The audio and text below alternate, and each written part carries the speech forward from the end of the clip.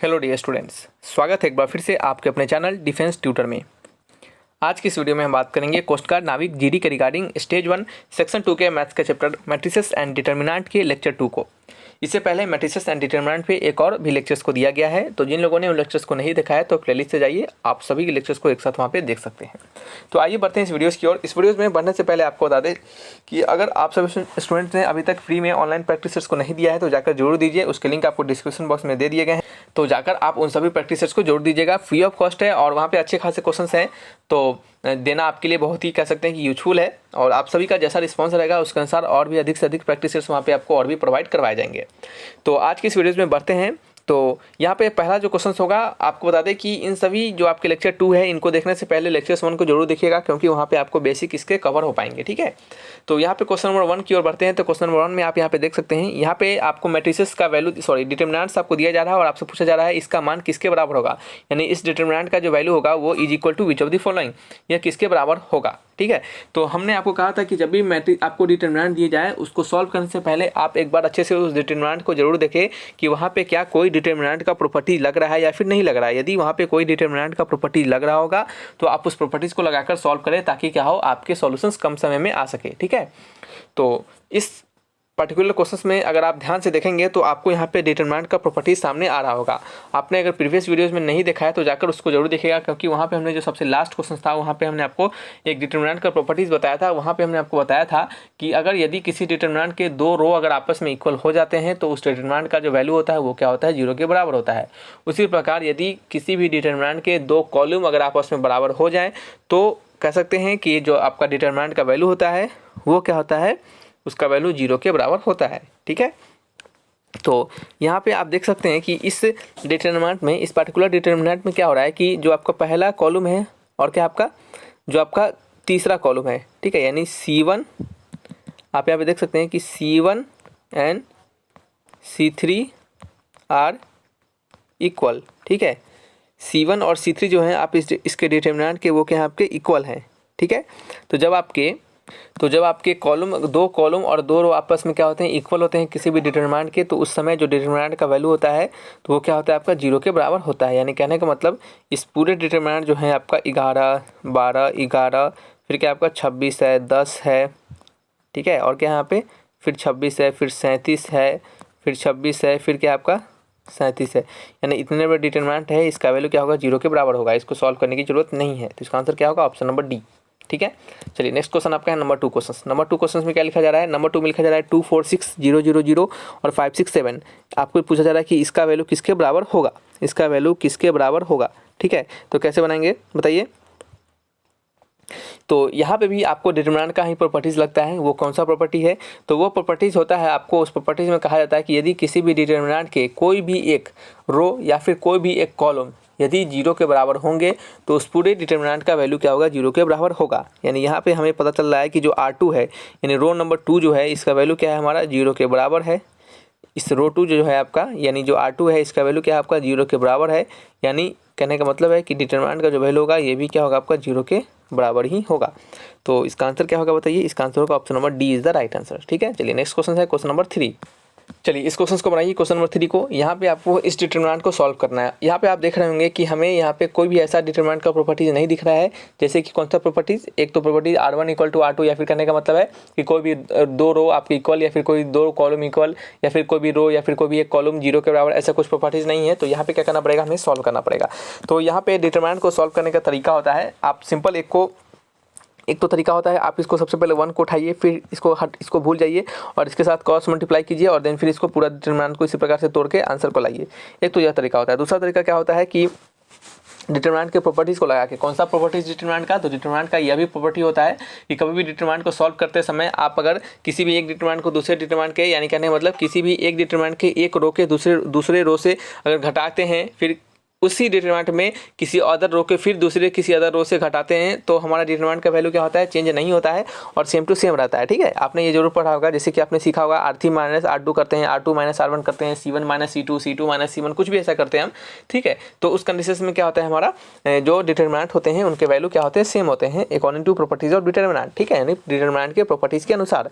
तो यहाँ पे हम क्या करेंगे, उसी रूल्स को क्या कर सकते हैं, उसी आपके फंडे को यहाँ पे हम अप्लाई करने वाले हैं।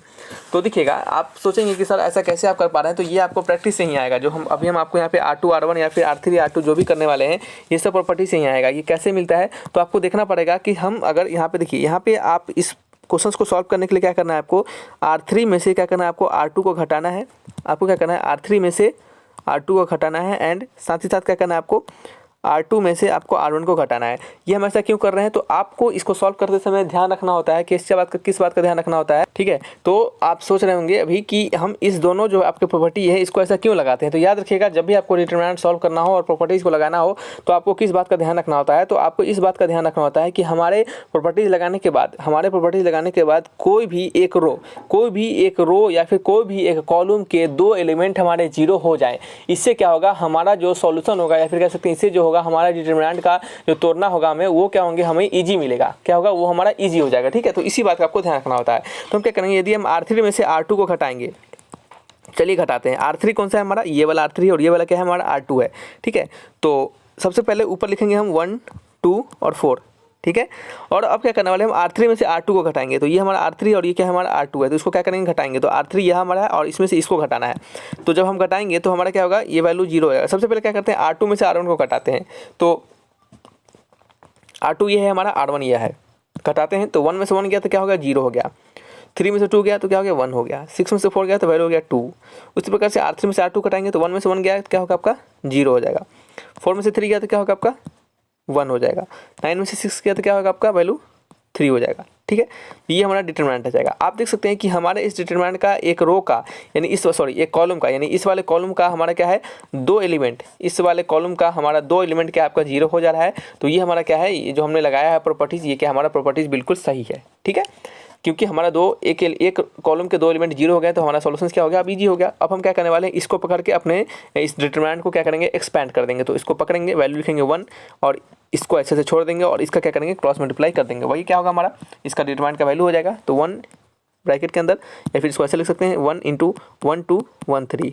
ठीक है, इसको सॉल्व कीजिए तो 1 × 3 - 2 वैल्यू क्या हो गया आपका, 1 के बराबर। आंसर होगा option number B is the right answer. ठीक है, समझ रहे हैं आप। चलिए नेक्स्ट क्वेश्चन, आपको एक और क्वेश्चन बता देंगे, आपको सब कुछ अच्छे से समझ में आ जाएगा, टेंशन लेने की जरूरत बिल्कुल नहीं है। क्वेश्चन नंबर 4 को देखिएगा, यहाँ पे 1 1 1 2 3 4 4 9 16 का मान इनमें से किसके बराबर है, यानी इतना is equal to which of the following. ठीक है, तो कैसे सॉल्व करेंगे इसे हम कैसे सॉल्व करेंगे बताइए। तो यहाँ पे आपको क्या करना है, हम यहाँ पे R1 में से R2 को घटाएंगे। ठीक है, R1 को क्या करेंगे, R1 में से R2 को घटाएंगे। ठीक है, और साथ ही साथ क्या करेंगे यहाँ पे बताइए, एंड R2 में से क्या करेंगे हम, R1 को, एक सेकेंड, R2 में से R1 को नहीं, R2 में से क्या करेंगे, R3 को घटा देंगे। ठीक है, R1 में से क्या करेंगे हम, R2 को घटाएंगे और R2 में से क्या करेंगे हम, R3 को घटा देंगे। देन फिर इसको हम सॉल्व करेंगे। तो चलिए सॉल्व करते हैं, ब्रैकेट देंगे, ये आपको क्या करेंगे, मॉडुलस का साइन देंगे। सबसे पहले क्या करना है, हमें R1 में से R2 को घटाना है, ऊपर वाले में से नीचे वाले को घटाना है। तो 1 में से 1 गया 0, 1 में से 1 गया क्या होगा, 0 हो गया। 2 में से 3 गया -1, 4 में से 9 गया तो -5। ठीक है, फिर क्या करना है, R2 में से R3 को घटाना है। 1 में से 1 गया 0, 4 में से 3 में से 4 गया तो -1, 9 में से 16 गया क्या होगा, -7, नीचे वाले क्या हो जाएगा 1 4 16। ठीक है, कोई दिक्कत नहीं, इतना आपको समझ में आ रहा होगा। आप देख सकते हैं हमने इस दोनों प्रॉपर्टीज़ को लगाने के बाद हमें क्या मिला, हमें एक ही कॉलम के 2 एलिमेंट हमें 0 मिल चुके हैं। ठीक है, हम क्या करेंगे, इसको पकड़ के सॉल्व करेंगे। ठीक है, तो इसको पकड़ के सॉल्व करते हैं, ये हमारा 1 हो गया, फिर डिटरमिनेंट का साइन लगेगा, इसको भूल जाएंगे और इसको क्या करेंगे, हम मल्टीप्लाई करेंगे, यानी -1 -1 -5 -7। ठीक है, चलिए इसको फर्दर सॉल्व करेंगे तो वैल्यू क्या होगा हमारा बताइए। तो यहाँ पे हो जाएगा 1 और ब्रैकेट के अंदर मल्टीप्लाई करेंगे तो 7 और माइनस क्या हो गया आपका 5 हो गया। तो 7 में से 5 गया तो कितना होगा आपका, 2 होगा। तो आंसर क्या होगा, option number B is the right answer. ठीक है, चलिए नेक्स्ट क्वेश्चन हमारा नंबर 5 क्वेश्चन। नंबर 5 में आपको क्या है यहाँ पे 1 omega omega square 1 omega omega omega square 1, इसका डिटरमिनेंट को सॉल्व करना है। आपको ये सभी पता होगा एलिमेंट, ये ओमेगा क्या होता है, इसका मतलब क्या है, ये सभी चीज़ पता होगा। कैसे पता होगा, हमने आपको कॉम्प्लेक्स नंबर बताया है, अच्छे से उसको बताया है, उसके लेक्चर्स को हमने दे दिया है, प्लेलिस्ट में जाकर देखिएगा।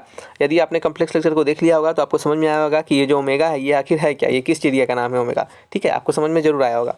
तो चलिए हम इसको बनाते हैं, इसको हम बनाते हैं। ठीक है, तो कैसे बनाएंगे इसको, हम कैसे बनाएंगे। देखिए हमने आपको जब कॉम्प्लेक्स नंबर पढ़ा रहे थे तो हमने आपको बताया था कि ओमेगा के कुछ प्रॉपर्टी होते हैं। पहला प्रॉपर्टी हमने बताया था कि ओमेगा क्यूब इक्वल टू क्या होता है, 1 होता है। तो आपको सबसे पहले ये बता दें कि कुछ स्टूडेंट को नहीं पता होगा ओमेगा क्या होता है।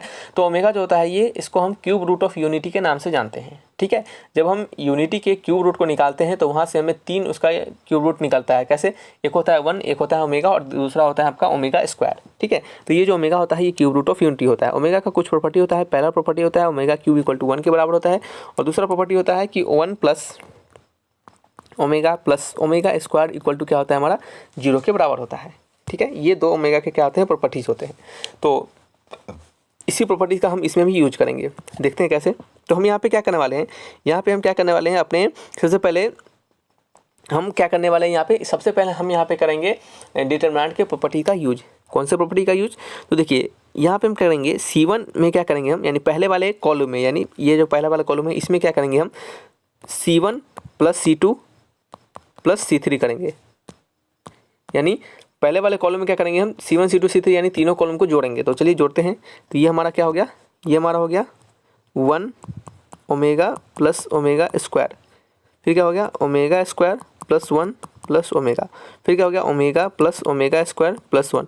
अब कुछ स्टूडेंट को देखिए, कुछ स्टूडेंट क्या करेंगे, बिना प्रॉपर्टी लगाए हुए यूज करेंगे और क्या करेंगे, आप अपने सॉल्यूशंस को लंबा बना लेंगे। ठीक है, और फिर कहेंगे सर ये तो बहुत लंबा चला जा रहा है क्वेश्चन। तो लंबा नहीं जाएगा, आप अगर अच्छे से ध्यानपूर्वक देखेंगे, इसको अच्छे से बनाएंगे तो बिल्कुल ये लंबा नहीं जाएगा। कैसे, प्रॉपर्टी यूज कीजिए, क्या कीजिए, प्रॉपर्टीज को यूज कीजिए। ठीक है, चलिए तो इसको हम फर्दर सॉल्व करेंगे। तो आपको क्या पता है, आपको पता है कि 1 plus omega square equal to क्या होता है, 0 के बराबर होता है। तो यहाँ से हमें क्या पता चला, तो यहाँ से हमें यही पता चला कि इस डिटरमिनेंट का जो वैल्यू है, इस डिटरमिनेंट का जो वैल्यू है वो क्या है आपका, इस पहले वाले एलिमेंट का 0, ये भी 0, ये भी 0। ठीक है, तो ये हमारा हो गया 0 0 0 ओमेगा 1 ओमेगा स्क्वायर ओमेगा और 1। हमने अभी तुरंत आपको बताया है डिटरमिनेंट का प्रॉपर्टी, उसमें क्या बताया है कि किसी भी डिटरमिनेंट का यदि कोई भी एक रो या फिर कोई भी एक कॉलम यदि 0 होगा तो उस पूरे डिटरमिनेंट का वैल्यू क्या होगा, 0 के बराबर होगा। तो इसका भी आंसर क्या होगा, 0, जो कि होगा ऑप्शन नंबर डी। समझ रहे हैं, बड़े नेक्स्ट क्वेश्चन की ओर। तो चलिए नेक्स्ट क्वेश्चन हमारा क्या है, नंबर 6 क्वेश्चन। नंबर 6 में लिखा जा रहा है कि इस डिटरमिनेंट का वैल्यू पूछा जा रहा है कि इतना इज इक्वल टू। ठीक है, तो आप यहाँ पे देखिएगा कि हमारा जो R1 है, हमारा जो क्या है आपका रो 1 है एंड क्या है आपका रो 3 है। रो 1 कौन सा है हमारा, ये रो 1 है और ये क्या है रो 3 है। आप देख सकते हैं कि रो 1 एंड रो 3 क्या है आपका आर आइडेंटिकल। ठीक है, आर आइडेंटिकल यानी कह सकते हैं ये दोनों क्या हमारे इक्वल होंगे, यानी इस डिटरमिनेंट का जो वैल्यू होगा वो क्या होगा आपका 0 के बराबर होगा। ठीक है, इसका आंसर होगा option number C. Next question आपका है नंबर 7 क्वेश्चन। नंबर 7 में देख सकते हैं क्या लिखा जा रहा है, 6 - 3 2, फिर 2 है, फिर -1 है, फिर 2 है, फिर -10 है, फिर 5 है, फिर 2 है। इसका आपको वैल्यू आपसे पूछा जा रहा है। ठीक है, तो कैसे सॉल्व करेंगे, तो यहाँ पे हम क्या करेंगे, R1 में R2 को अप्लाई करेंगे एंड क्या करेंगे R2 में क्या करेंगे R3 को अप्लाई करेंगे। सेम लगभग इसी तरह सब में काम करते हैं हम।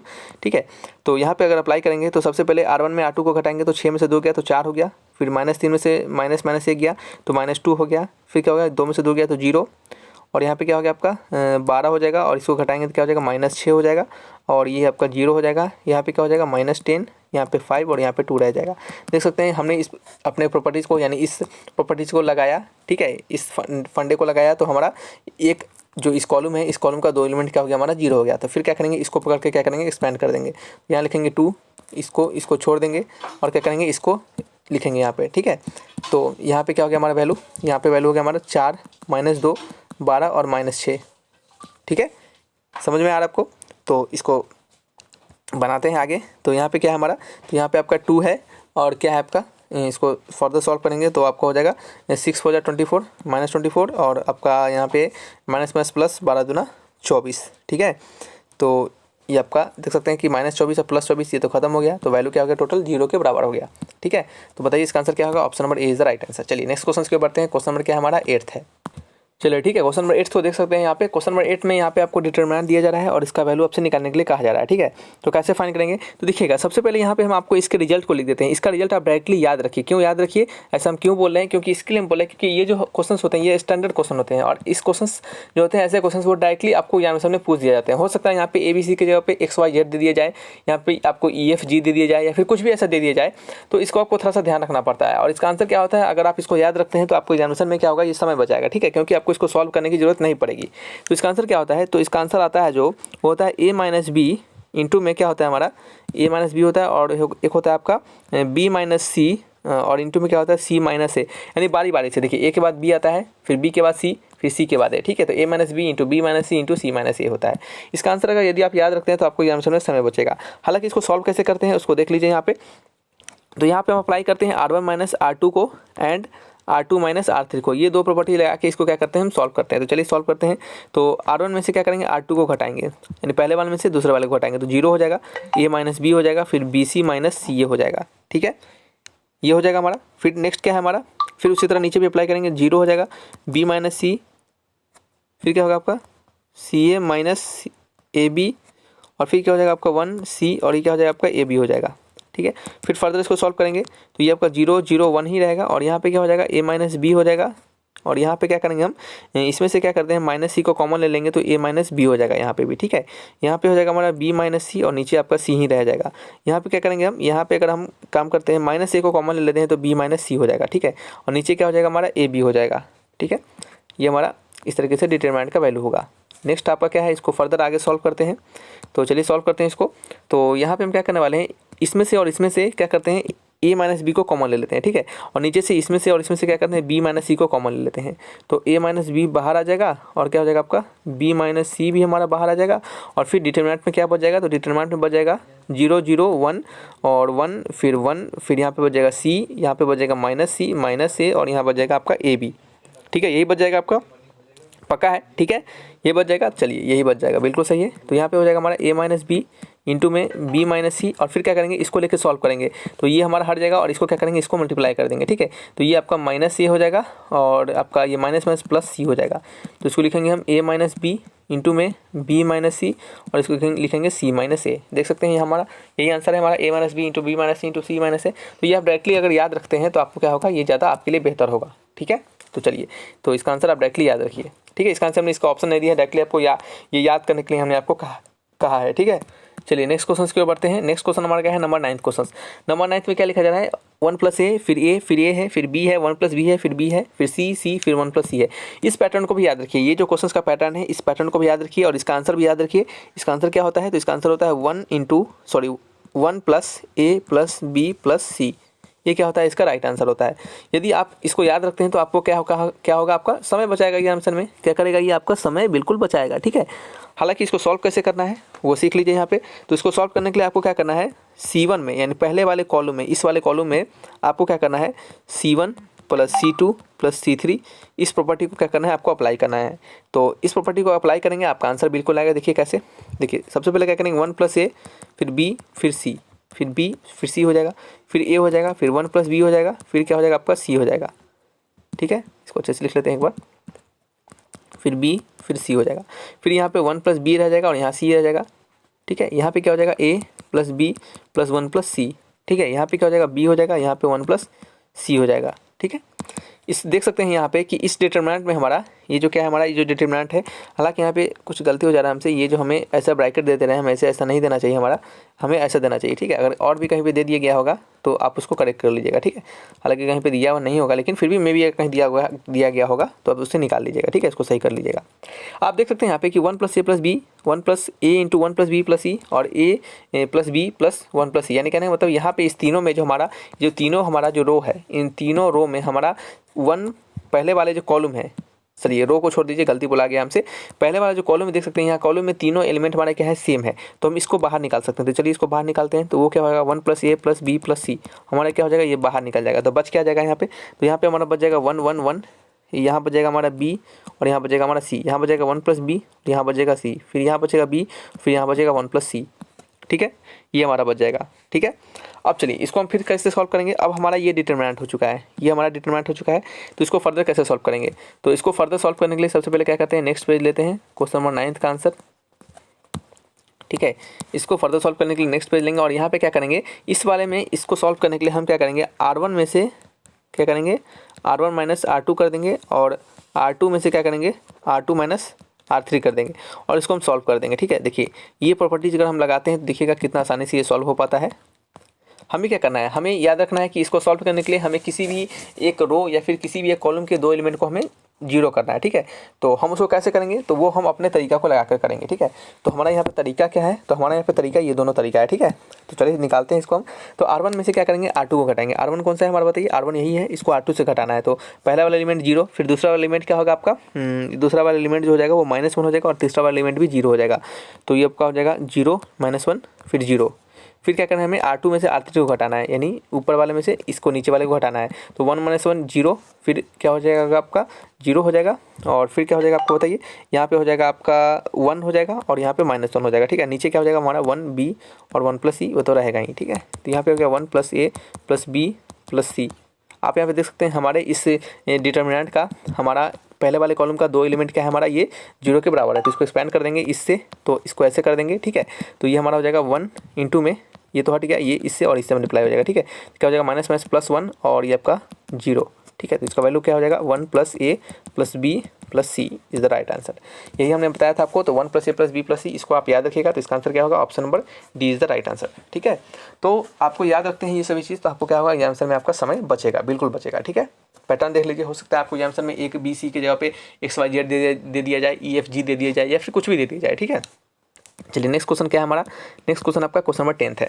नंबर 10 में क्या लिखा जा रहा है, बढ़िएगा। नंबर 10 में लिखा जा रहा है 1 + x फिर 1 0 फिर 1 0 1 फिर 1 1 1, इस तरीके से इक्वल टू दिया जा रहा है -6 के बराबर। तो आपसे पूछा जा रहा है कि इसमें से x का वैल्यू बताना है, यानी फाइंड x। ठीक है, फाइंड x बताना है। ठीक है, तो कैसे सॉल्व करेंगे बताइए, कैसे सॉल्व करेंगे। देखिए यहाँ पे आपको प्रॉपर्टीज लगाने की जरूरत नहीं है, ज़्यादा दिमाग खपाने की जरूरत नहीं है। आपको यहाँ पे क्या करना है, सिंपली एक्सपेंड कर देना है। सिंपली एक्सपेंड कीजिए, कैसे, पहले वाले को पकड़ के एक्सपेंड कीजिए। तो 1 + x है इक्वल टू लिख देते हैं और डायरेक्टली एक्सपेंड कर देते हैं आपको 1 + x। ठीक है, ये आपका हो गया, तो इसको पकड़ लेंगे। ठीक है, क्योंकि यहाँ पे सिंपल टर्म्स सब है, 1 + x है, 1 है, 0 है, 1 है, इसी का यूज़ किया जा रहा है। तो ज़्यादा इसमें कह सकते हैं कि हमें परेशानी नहीं होगी इसको सॉल्व करने में। तो इसको हम ऐसे लिखेंगे, फिर क्या लिखेंगे, माइनस का साइन देंगे, फिर 1 लिखेंगे इसको। ठीक है, तो हमने क्या लिखा, यहाँ पे 1 लिखा। देखिए आप क्या कर सकते हैं, या तो इस पकड़ के सॉल्व कीजिए या तो आप इसको पकड़ के सॉल्व कीजिए। ठीक है, हम क्या करने वाले हैं, इसको पकड़ के सॉल्व करेंगे। तो सबसे पहले 1 + x हमने पकड़ लिया, फिर अगर नीचे वाले को पकड़ेंगे तो ये क्या होगा हमारा माइनस के साथ होगा। क्यों माइनस के साथ होगा, तो देखिएगा यहाँ पे जो हमारा एलिमेंट है ये कौन सा नंबर वाला एलिमेंट है, तो दूसरे वाले रो का पहला नंबर एलिमेंट, दूसरे वाले रो का पहला नंबर एलिमेंट। ठीक है, तो 2 + 1 कितना होता है, 3 होता है। तो 3 क्या है, आपका ऑड नंबर है। तो जब भी ऑड नंबर है तो यहाँ पे हम माइनस का साइन देके एक्सपेंड करते हैं। आप हमेशा याद रखिए, ये नहीं कभी भी रटिए कि बीच वाले में माइनस देंगे और ऊपर नीचे वाले में प्लस दे देंगे, ऐसा कुछ नहीं होता है। ठीक है, आप इसको याद रखिए। आप इसको याद कैसे रखिएगा, लॉजिक के थ्रू। ठीक है, तो लॉजिक हमने आपको बता दिया है। तो ये -1 के साथ एक्सपेंड होगा, तो ये आपका हो जाएगा और ये खत्म हो जाएगा। फिर एक्सपेंड क्या होगा आपका 1 1 फिर 1 1। ठीक है, ये हो जाएगा। चलिए, और तीसरे वाले में क्या है, हमारा 0 ही है। ये क्या हमारा 0 है, तो इसको लिखने की जरूरत है ही नहीं। तो ये 1 + x हो जाएगा और इसको सॉल्व करेंगे तो 0 - 1। ठीक है, फिर -1 हो जाएगा आपका 1 - 1। ठीक है, तो ये आपका हो गया 1 + x और इंटू में -1। तो ये आपका -1 - x हो गया। क्या हो गया, -1 या फिर -1 + x हो गया ऐसा। और ये किसके बराबर है, तो चलिए इसको ऐसा कर देते हैं। तो ये हमारा बराबर है -6 के। तो ये बराबर हो गया -6 के। मैं ये माइनस कट गया, 1 + x = 6 हो गया। तो यहाँ से x = क्या निकल गया, 5 निकल गया। तो ऑप्शन नंबर कौन सा है, सी इज़ द राइट आंसर। तो इस तरीके से क्या करेंगे, इन क्वेश्चंस को बनाएंगे। तो चलिए रखते हैं इस वीडियो को, और कोई डाउट होगा तो आप कमेंट बॉक्स में लिखकर हमसे जरूर पूछिएगा। ठीक है, तो थैंक्स फॉर वॉचिंग वीडियो, तब तक के लिए बाय बाय।